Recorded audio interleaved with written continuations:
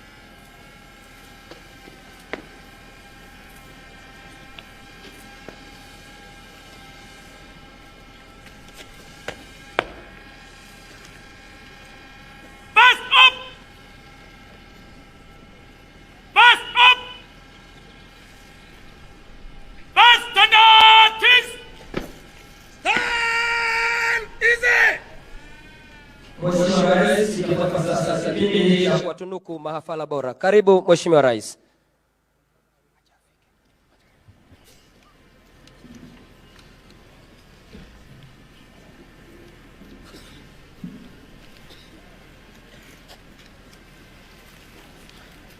Your Excellency, sir, best recruits and cabinet representatives was 1 of 2023. Best all-round criminal trainee, service number 07426, recruit Elena Nkunini C. Koi.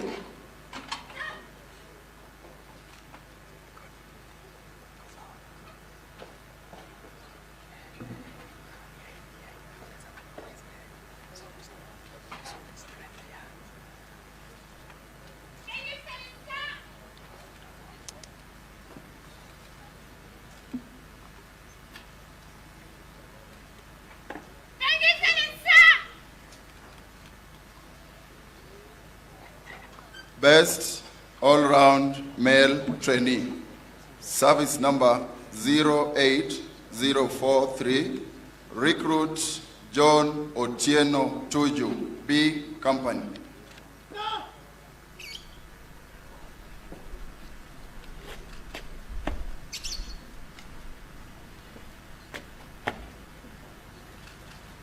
Thank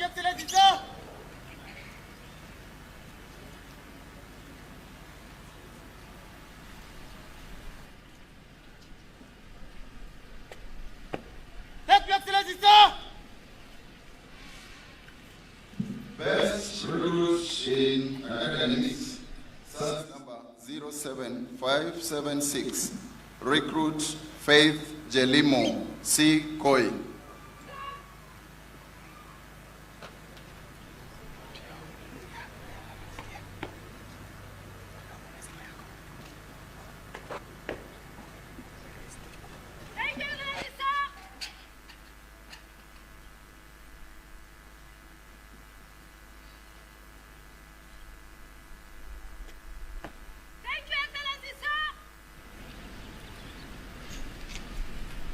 Best recruit in drills, service number 06869, recruit Anthony Mwangi Masharia D. Koi.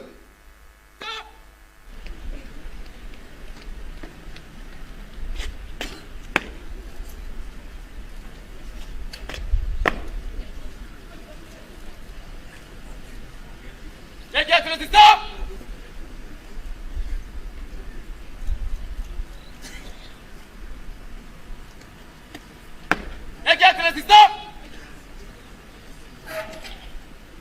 marks person of the course, service number 09145, recruit Timothy Kibet Kimeli, G Company.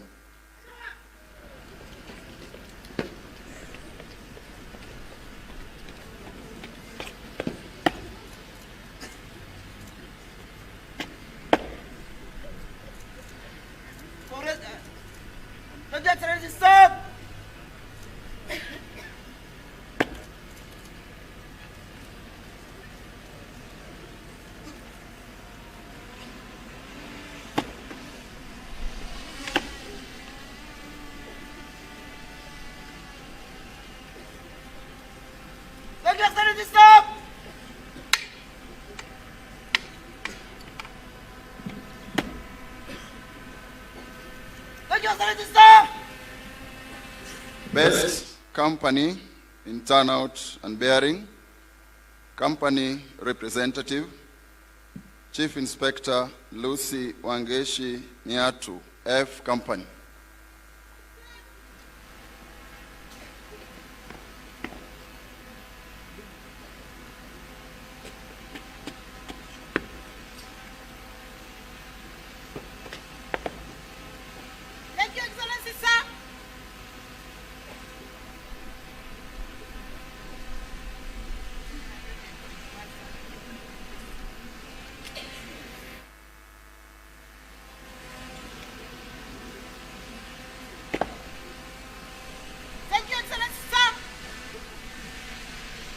And lastly, Your Excellency, sir, the best division in tree planting, division representative, Chief Inspector Ali Adman Nzuya, Mount Kenya Division. Stop!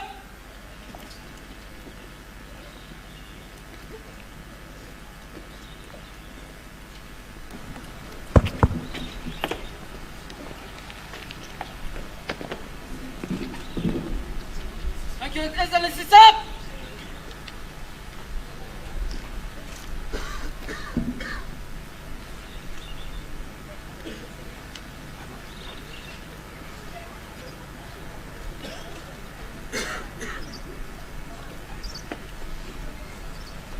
Thank you, Excellency, stop! Basi naomba tuwapongeze kwa makofi wote waliotunukiwa. Asante sana Mheshimiwa Rais.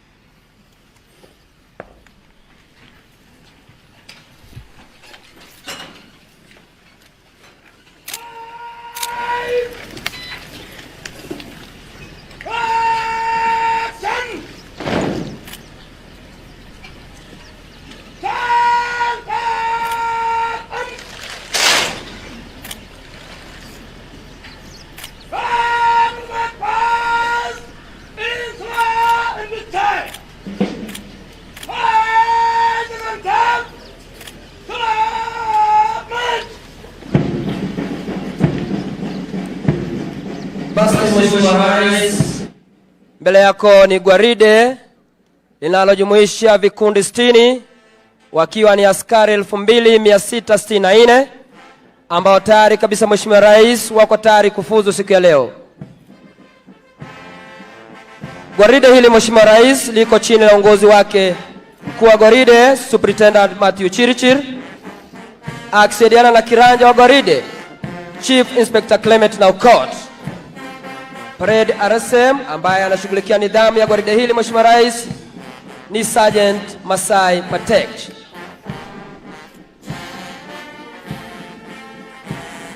Burudani letu Mheshimiwa Rais linaongozwa na bendi yetu ya Kenya Forest Service chini ya uongozi wake Inspector Charles Bore, akisaidiana na Senior Drum Major Sergeant Faith Bosire.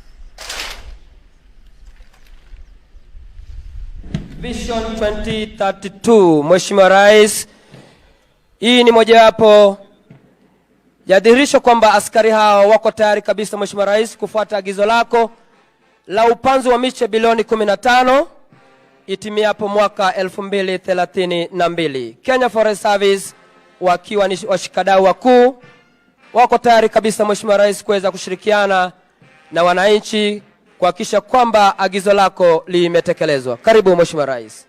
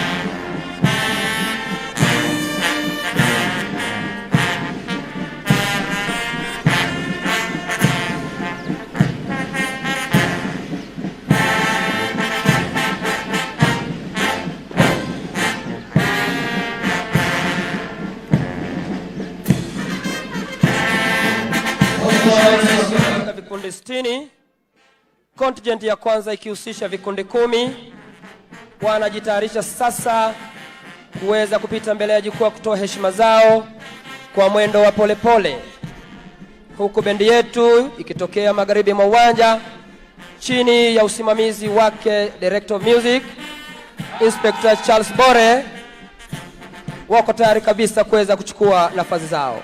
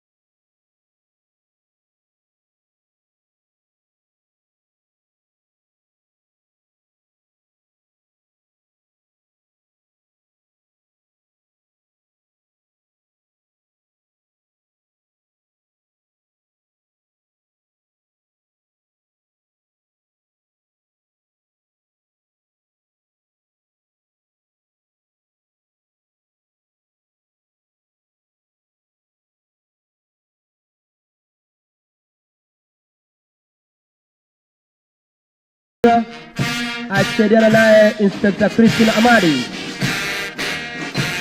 Mkuu wa nidhamu katika kikundi hiki Mheshimiwa Rais ni Sergeant Kapil Olisa.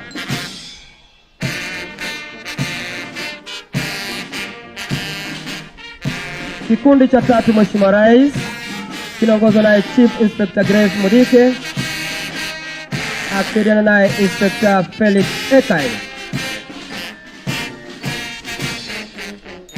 Mkuu wa nidhamu katika kikundi hiki ni Sergeant Judith Onchwari.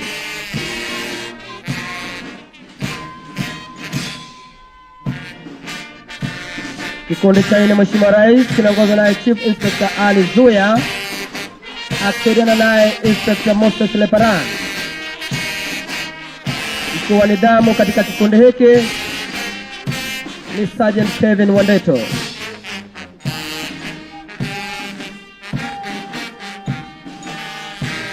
Mheshimiwa Rais kitafuata kikundi cha tano kikiongozwa naye Chief Inspector Joseph Mutai akisaidiana naye Inspector Linet Machuki. Mkuu wa nidhamu katika kikundi hiki ni Sergeant Karafino.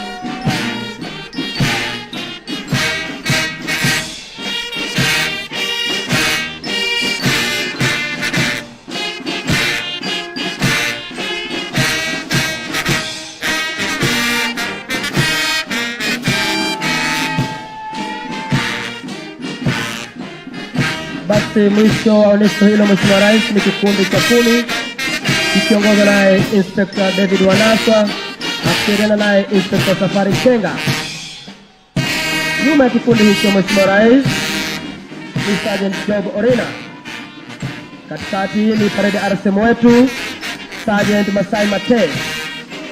Anayemalizia udia basi ni kiranja wa gwaride letu Chief Inspector Clement Nauko. Asante.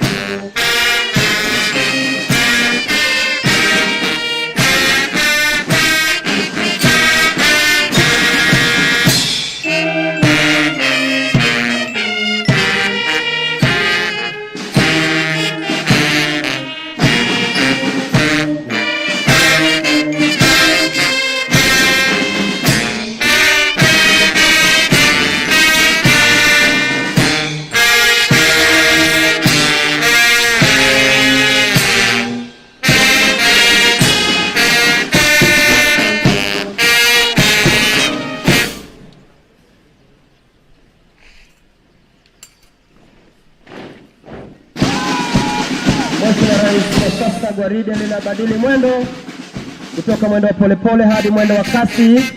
Vikundi vyote 60 vitaweza kupita mbele ya jukwaa kuweza kutoa heshima zao.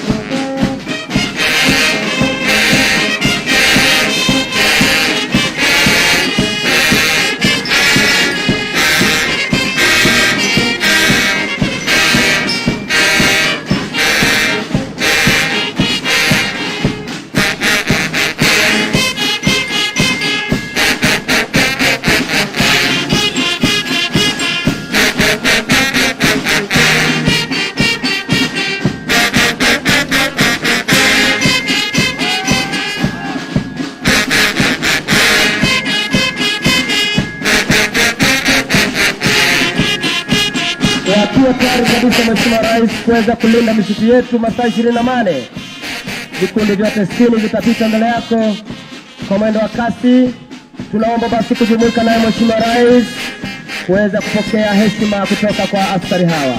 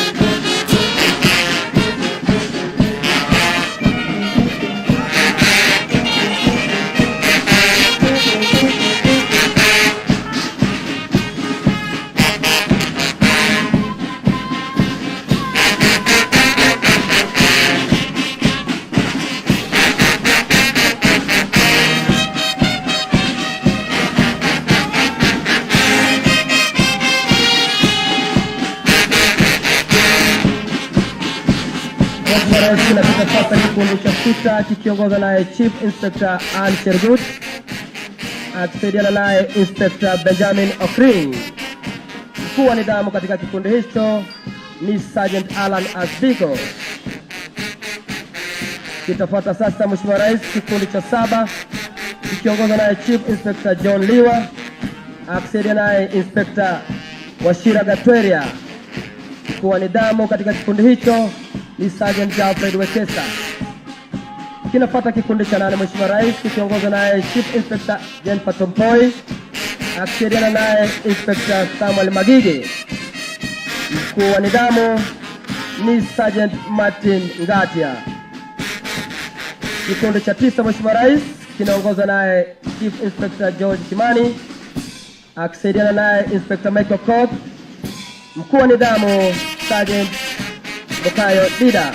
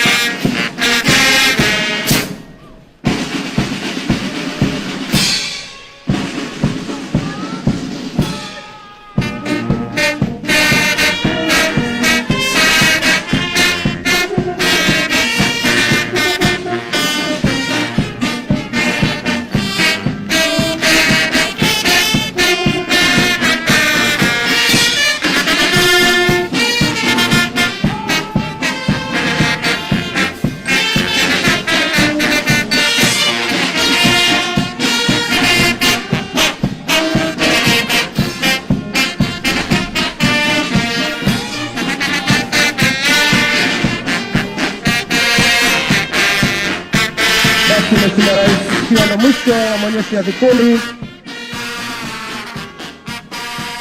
bendi yetu inaondoka tayari kabisa kuweza kupisha gwaride.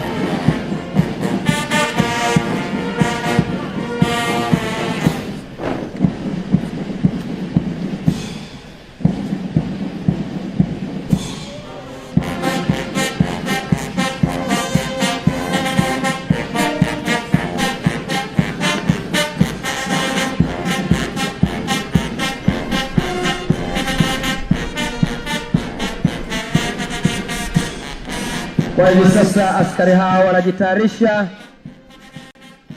kuja mbele yake Mheshimiwa Rais, hatua 14.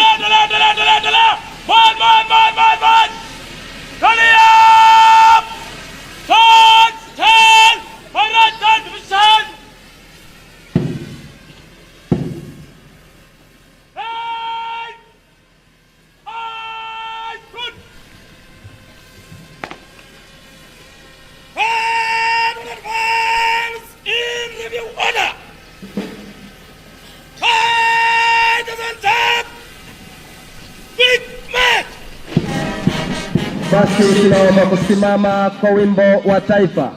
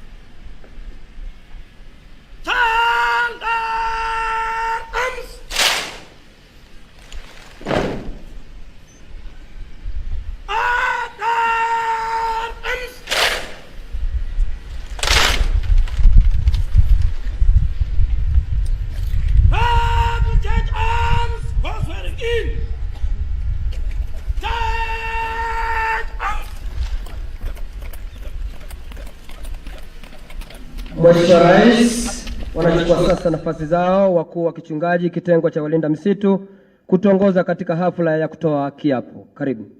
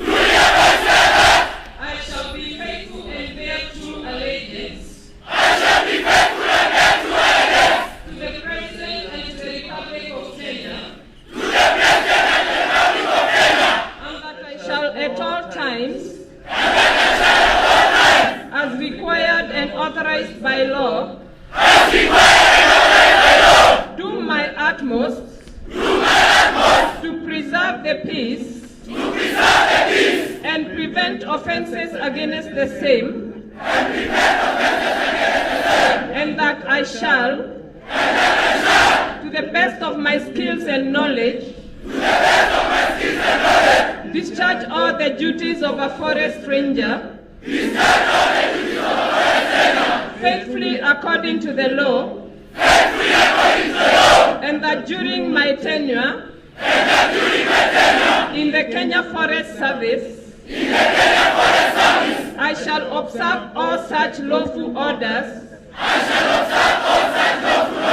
as may be given to me, and I shall observe all acts, regulations and orders relating to the Kenya Forest Service, which may from time to time be enforced. So help me God. So help me God.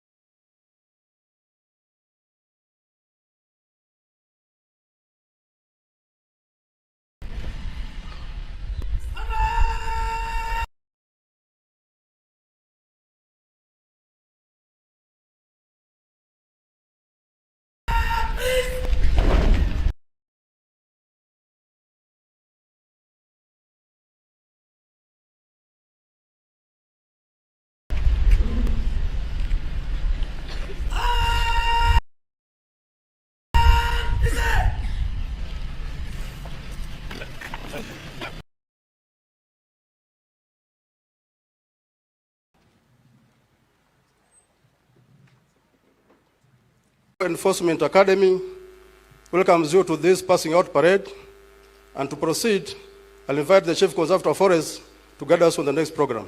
Thank you, Excellency.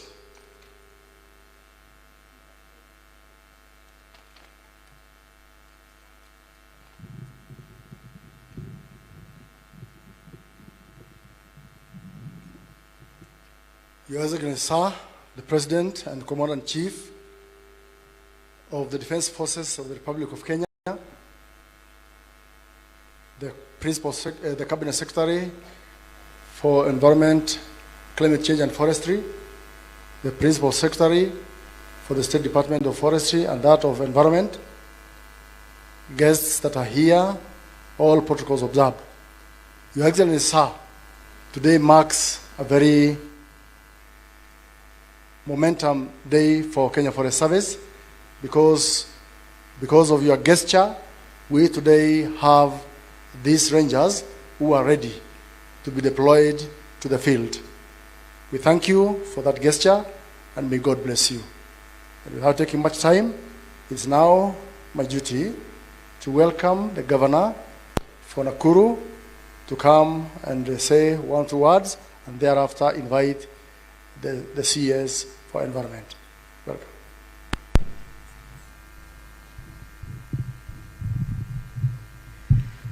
Oh, thank you, Your Excellency.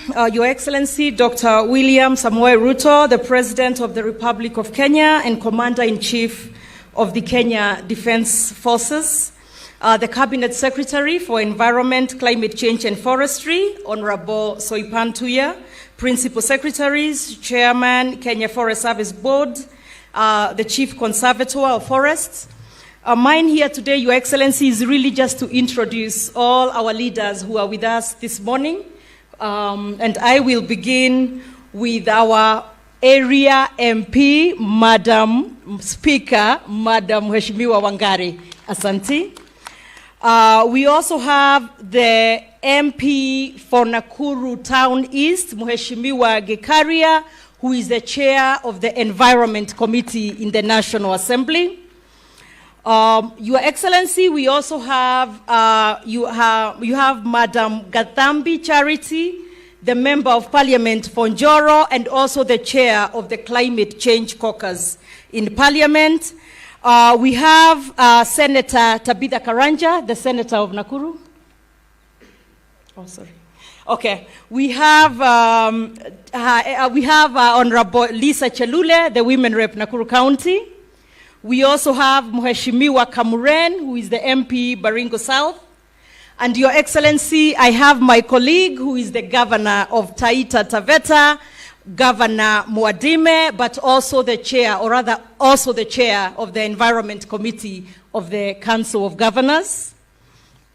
And Your Excellency, today I will only congratulate. My role here will just be to congratulate and wish the very best for our forest rangers who are graduating here today.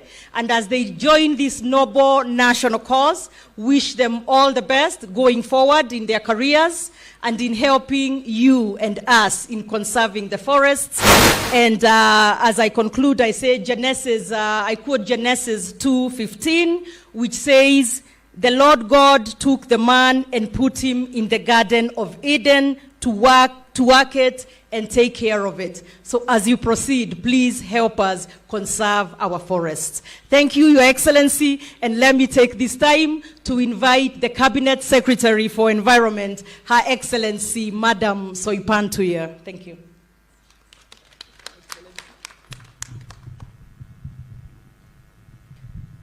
Thank you very much, Madam Governor. Your Excellency, Dr. William Samoei Ruto, President of the Republic of Kenya, Cabinet Secretary colleagues present. I see Honorable Zachary Njeru, the Cabinet Secretary for Water and Sanitation, the Governor of Nakuru County, Her Excellency, Madam Susan Kihika, members of Parliament present, led by the area MP, Honorable Martha Wangari. I also recognize my chairman of the National Assembly Committee on Environment, Honorable David Gikaria, as well as all the members of the committee present. Also, Honorable Kadhambi, who is the National Assembly Climate Change Caucus Chair. My principal secretaries, PS for Forestry, Honorable Gitonga Mugambi, and Engineer Festus Ngeno for Environment and Climate Change, the Regional Commissioner, and the entire security team present here, the Kenya Forest Service Board, distinguished guests, ladies and gentlemen. Your Excellency, on behalf of the Ministry of Environment, Climate Change and Forestry, allow me to welcome you to the Forest Law Enforcement Academy, here hosted by the National Youth Service. This day marks a great milestone in the work of our ministry. The 2,664 Kenya Forest Rangers in the pass-out parade today is the largest number that has ever been in any single pass-out parade for the Kenya Forest Service since independence. On behalf of the recruits, their parents, guardians, and the people of Kenya, allow me to thank you for making this possible. And it goes to show the seriousness and the high level of regard that you have for the need for us to conserve our natural resources in this country. I also wish to thank the NYS for hosting us and for exemplifying the all-government approach in assisting the Kenya Forest Service to make this a reality, and to specifically also thank the Chief Conservator of Forests as well as the Academy commanders for the exemplary job they have put in to make this a reality. And again, thank the PS Forestry, Gitonga Mugambi, for guiding the process carefully. Your Excellency, the Ministry of Environment, Climate Change and Forestry has been facing numerous challenges, which include illegal logging, charcoal burning, forest encroachment, among others. We have been working with various partners to increase and improve our forest surveillance to tame these problems. We have improved our forest fires response system, both through technology and mounting surveillance points across our forests.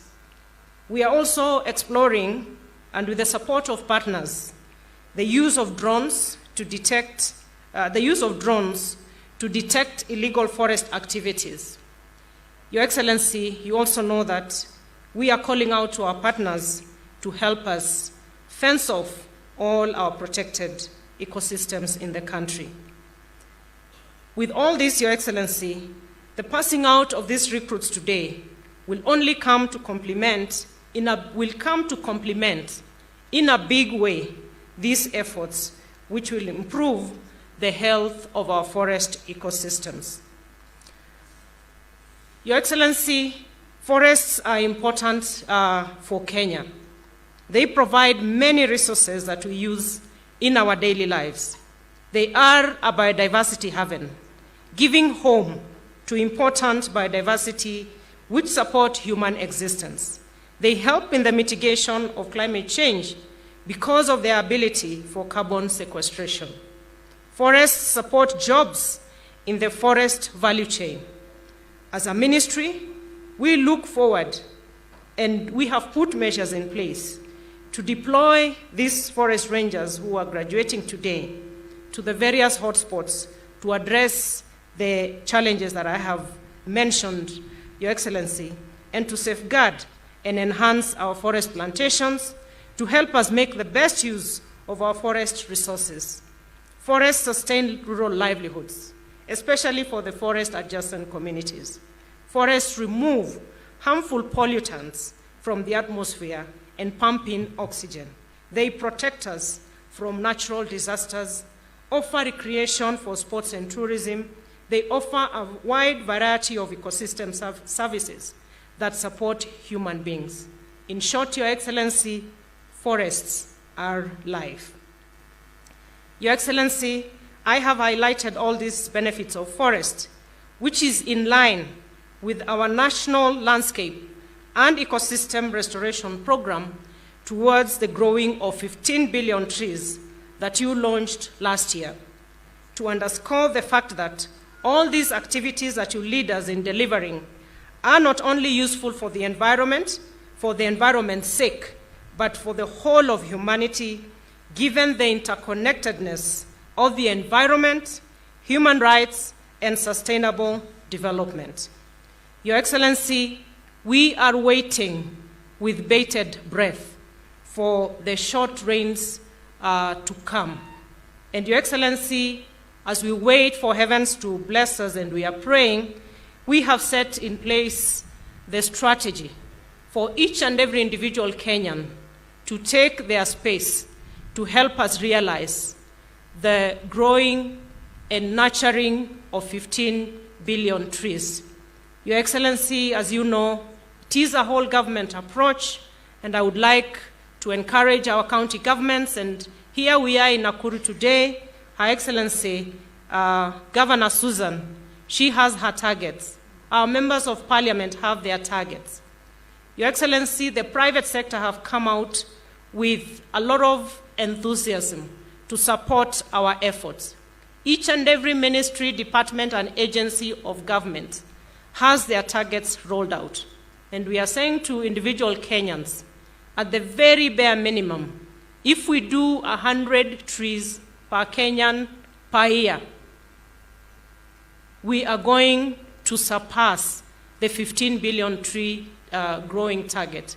It is doable. Your Excellency, we are putting in a lot of effort with the support of all the MDAs that have been enumerated, particularly the National Youth Service, the Kenya Defense Forces, the State Department of Correctional Services, to propagate and produce and distribute seedlings across the country. And we are inviting Kenyans, as we pray for the rain, please take your space, go to the nearest Kenya Forest Service facility near you. You will have available seedlings to cover the short rains. Go to the Kenya Forestry Research Institute, Your Excellency, with your support. We are now having 11 seed centers across the country, and I invite all Kenyans to pick their seedlings as we wait for the rains. Let us join efforts to make this a reality. It is doable. And with that, Your Excellency, distinguished guests, ladies and gentlemen, allow me to say congratulations to all the Kenya Forest Rangers on this pass-out parade today. And I now take this honor, Your Excellency, to invite you to address us this morning. Karibu, Your Excellency. Asanteni sana. Tafadhali tuketi chini wale mko na viti. Thank you very much.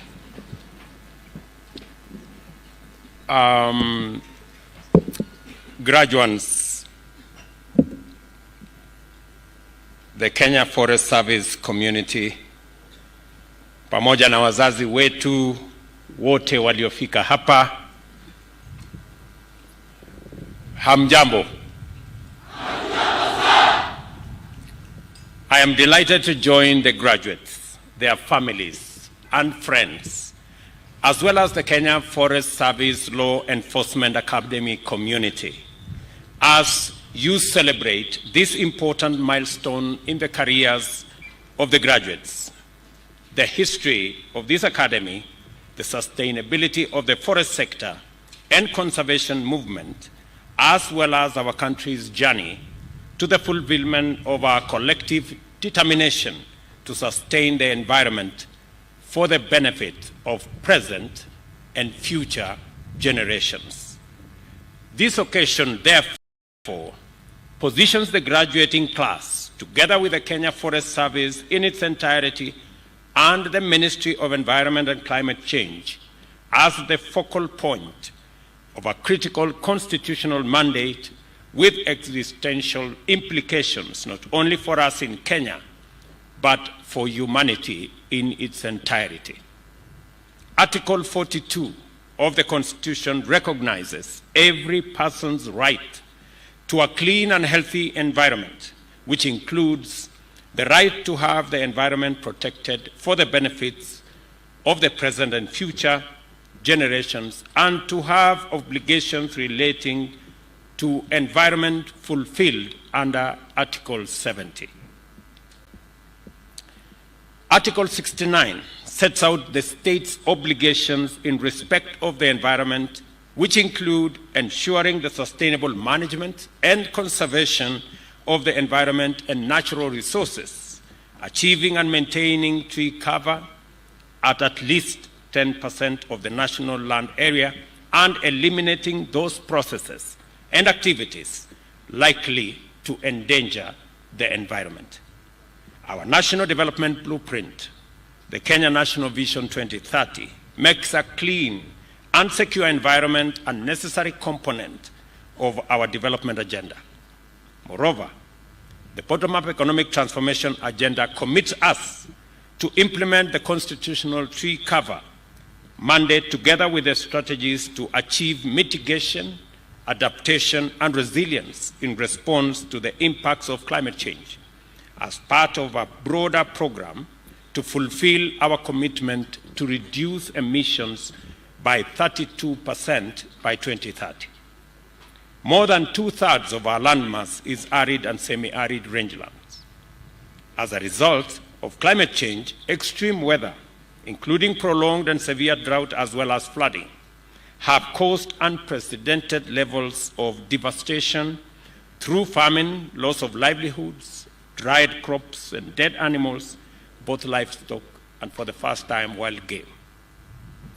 Our increased vulnerability to extreme weather and climate conditions is a consequence of negligent and dangerous human activity, such as the wanton destruction of forests, indiscriminate felling of trees, and clearing of vegetation, unsustainable land use practices, and the reckless encroachment of riparian and wetland ecosystems.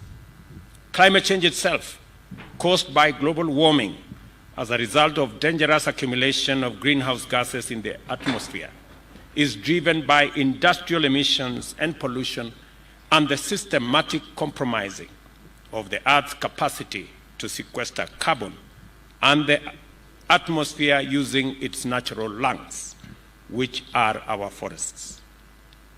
Kenya is a strong champion of climate action with a track record of Pan-African and global leadership and participation in such frameworks, programs, and initiatives as the Conference of Parties to the United Nations Framework on Convention on Climate Change, the Paris Summit, and most recently, the first ever Africa Climate Summit. We are also the home of the United Nations Environmental Programme, UNEP, and have a long history of effective climate and environmental multilateral diplomacy. Our commitments with regard to climate action are therefore fundamental to our development agenda and critical to our national interest.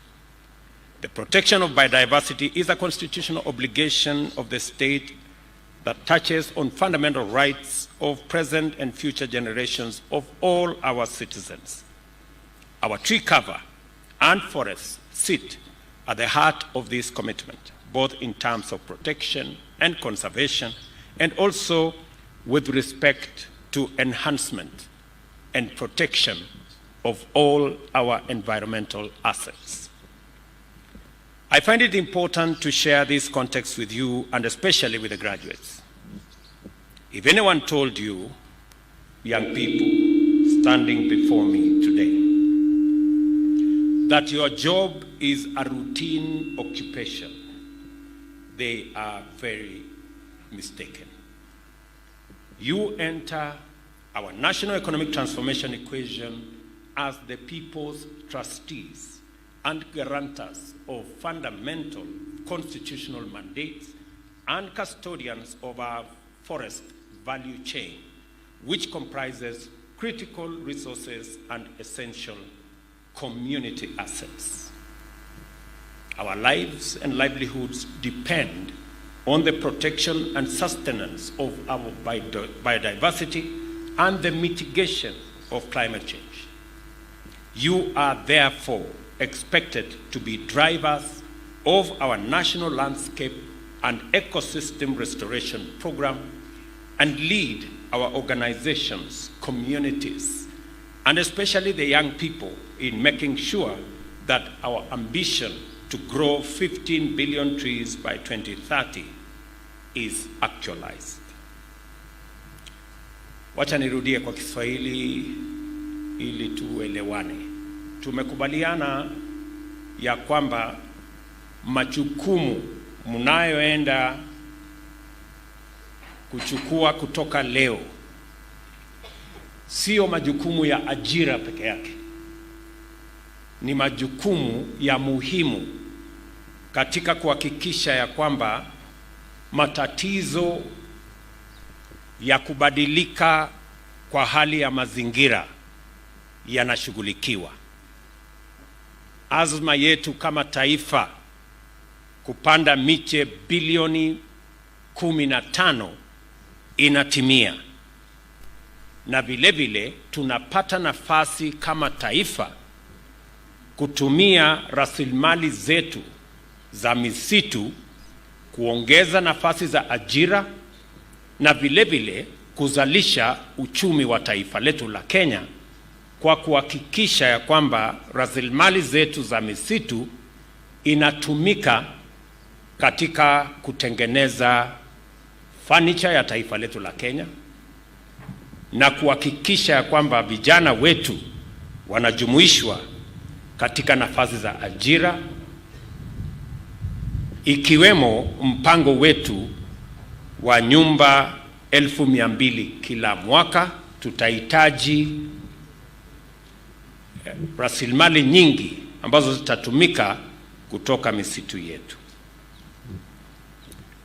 Mimi nataka niwaeleze ya kwamba kazi mnayochukua ni ya muhimu sana katika taifa letu la Kenya. And as the largest ever to graduate from this institution, you are aware of our firm commitment to develop adequate capacity to keep illegal logging, charcoal burning, and other forms of unlawful encroachment and interference with the integrity of our forests at bay. This commitment extends to training and equipping of personnel and investing in technology to improve operational capabilities in surveillance, data collection, and evidence-based forest management. I encourage you, therefore, to go forth as patriotic servants of the people of Kenya and to render your professional service with discipline, dedication, diligence, and unyielding integrity. Let me repeat, unyielding integrity. I remind you to use every opportunity to promote sustainable practices and urge you to always exercise your authority responsibly and accountably. And let me say this for the record, my sons and daughters, the young people of Kenya, as you graduate today, that you have a huge responsibility on your shoulders, but I am confident that the training that you have received in this institution and your personal selection into this great army of forest rangers is merited, and therefore I have the highest expectation from you that you will discharge your responsibilities responsibly and accountably. There are many who have let us down. The reason why I made the decision that we are going to recruit the largest ever group of rangers, trainees in Kenya, in post-independence Kenya, is because the matter of climate change, the matter of our environment is critical, it is important, and it poses an existential threat, not just to us as a country, but to humanity in general. Na ndio sababu katika ghafla hii ambayo hawa vijana wetu wanapata nafasi ya kufuzu wakiwa ni cohort ama vijana ambao wanafuzu leo ni vijana 2664. Tuko pia na forest officers ambao watakuja hapa baada ya graduation hii 600 watakao sasa tusaidia kusimamia misitu yetu katika taifa letu la Kenya. Na tumefanya hivi makusudi kwa sababu tuko na mambo manne ya muhimu. Ya kwanza, tuko na matatizo ya kubadilika kwa mazingira, na ni lazima tushughulikie tatizo hilo kwa sababu ni ya muhimu. Tumepoteza wanyama wengi, mifugo yetu pamoja na wanyama wa pori kwa sababu ya mabadiliko ya mazingira, na ni lazima tubadilishe mienendo yetu, kupanda miti vile tumesema bilioni 15, na nyinyi vijana wetu ndio mtakao tusaidia kutekeleza wajibu huo. Jambo la pili, tumekuwa na matatizo makubwa kulinda misitu yetu na mazingira yetu, na imechangiwa kwa sehemu na officers wetu wachache. Kwa sababu ya uchache wa officers wetu ndio tumepata matatizo. Ndio tuliamua kama serikali that tutaongeza maradufu. We are going to double the officers that will assist the country manage our forest reserves.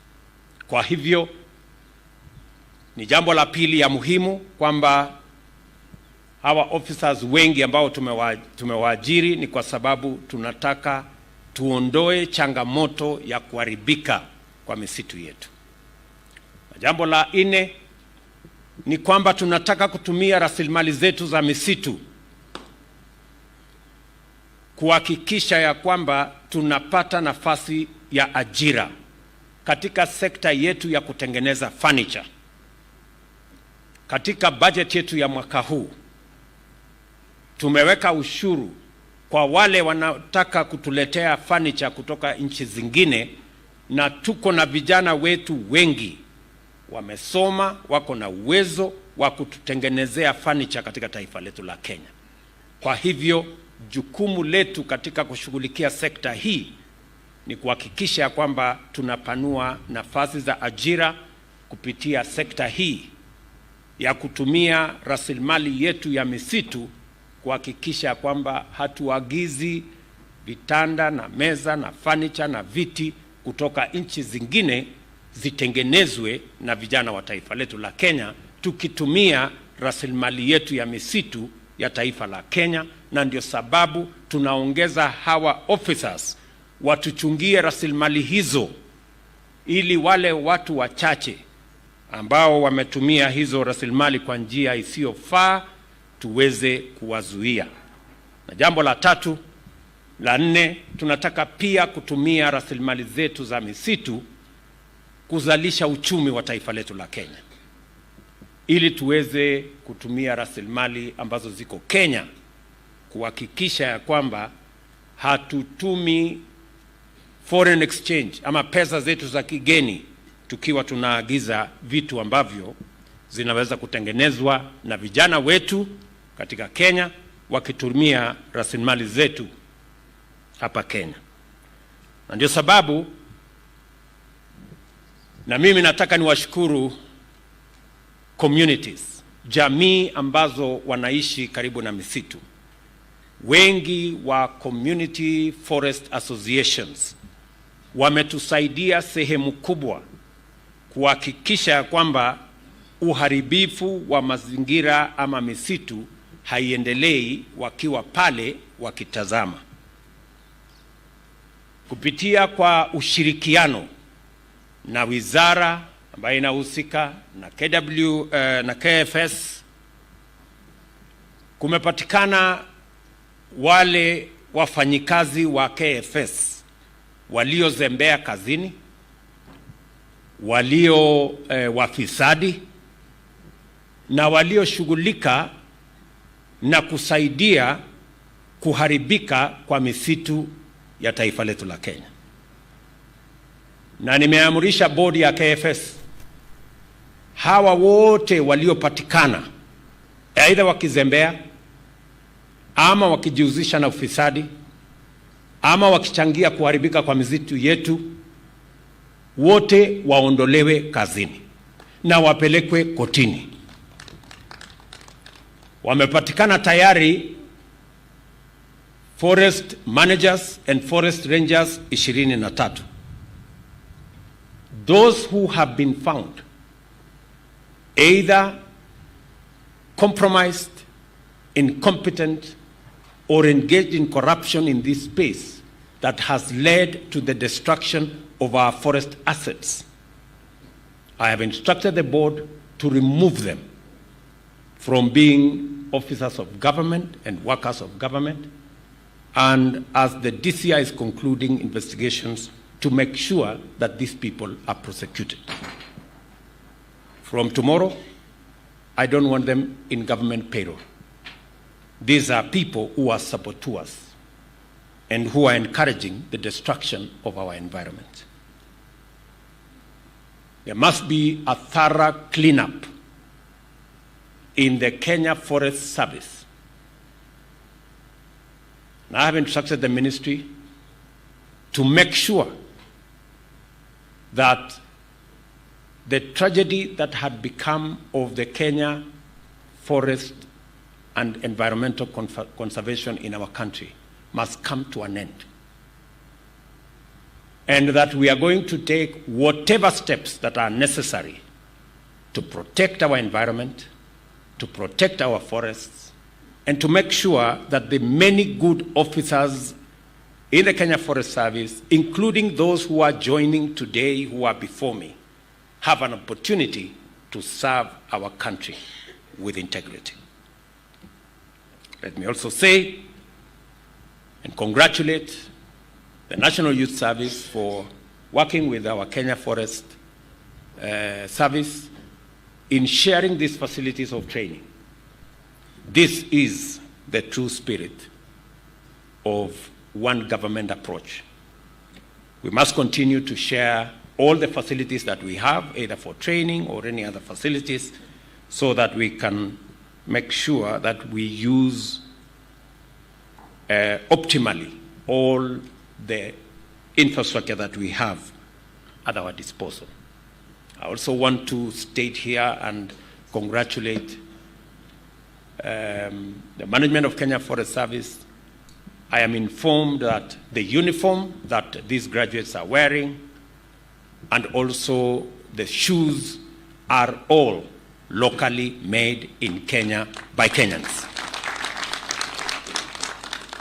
And I have already issued instructions going forward.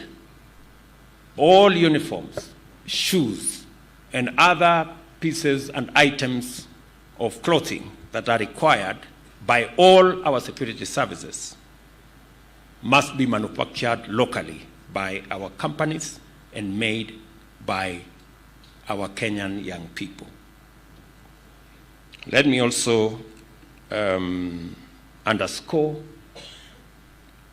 that going into the future, we will continuously refine and review the terms of service of all our officers. We've just concluded one for our police, prisons, and NYS. We will embark on Kenya Forest Service and KWS to see how they too can work in an environment where the people of Kenya appreciate the contribution they are making towards making our country sustainable.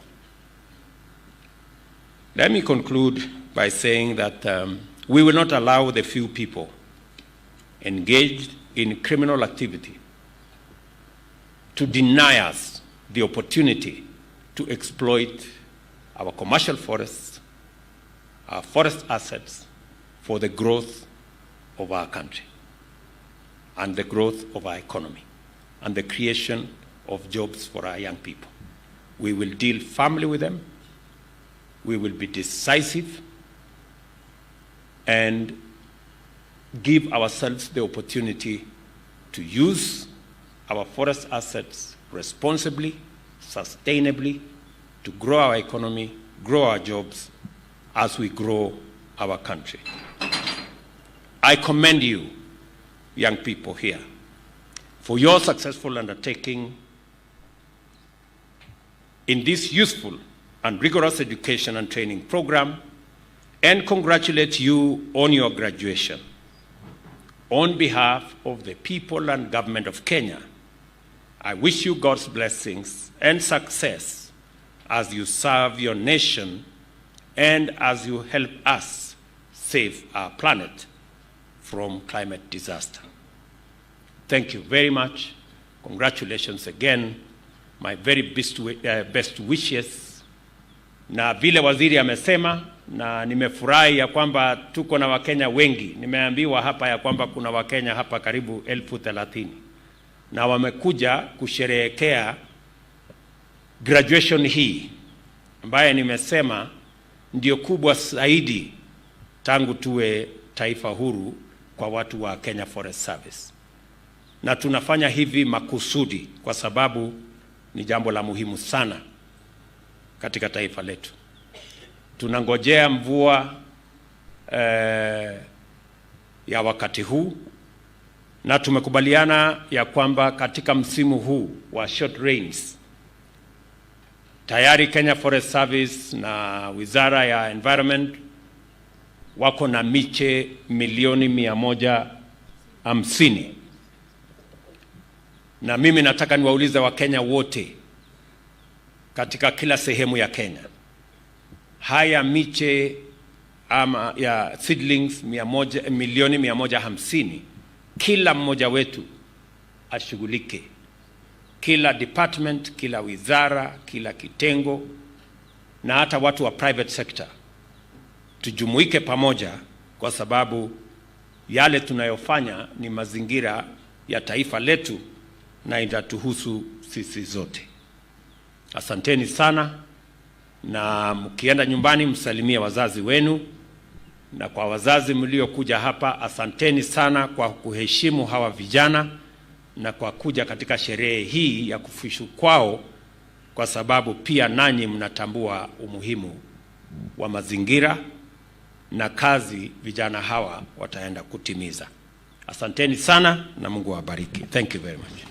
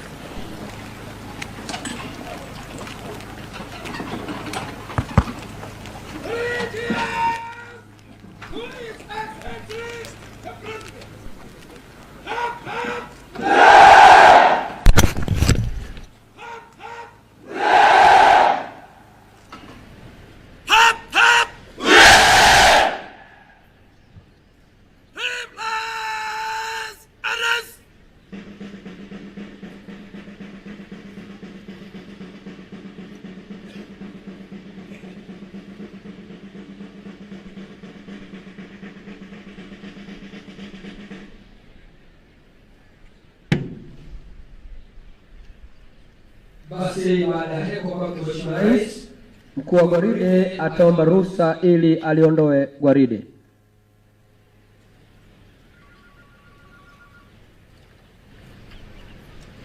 Your Excellency, may I have your permission to march off the parade service?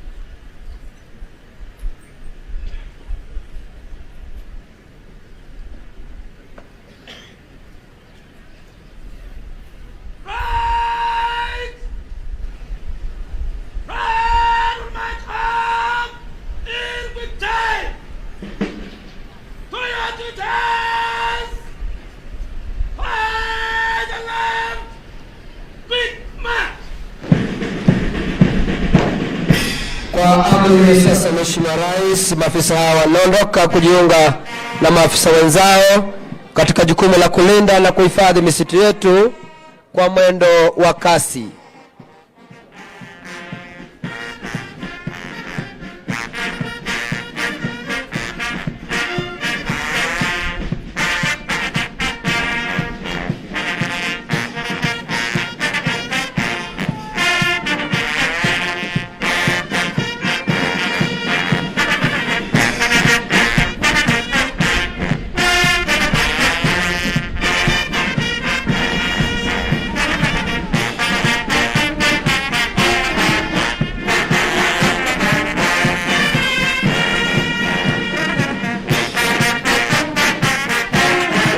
Tayari kabisa kwenda kuhudumia Wakenya na kulinda misitu yetu na kutilia manani agizo lake Mheshimiwa Rais.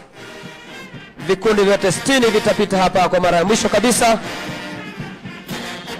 kwenda kulinda misitu yetu na kuhakikisha kwamba misitu yetu iko imara masaa 24.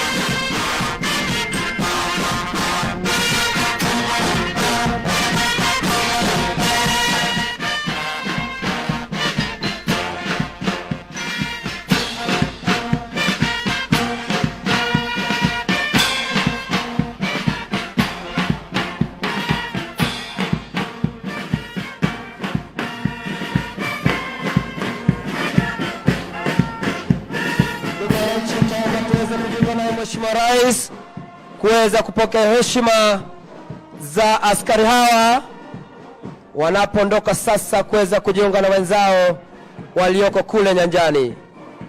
Mheshimiwa Rais, kikundi cha kwanza kinaongozwa naye mkuu wa gwaride Superintendent Matthew Chirchir, akisaidiana naye Company Commander Chief Inspector Ken Bartagon. Mkuu wa kikundi hicho ni Inspector Samuel Ekshon. Anayeshughulikia nidhamu ya kikundi hiki ni Sergeant Felix Saitabao. Kikundi cha pili, Mheshimiwa Rais, kinaongozwa naye Chief Inspector Moredi, akisaidiana naye Inspector Fidelia Aroni. Nyuma yake Mheshimiwa Rais ni Sergeant Masai Kibet.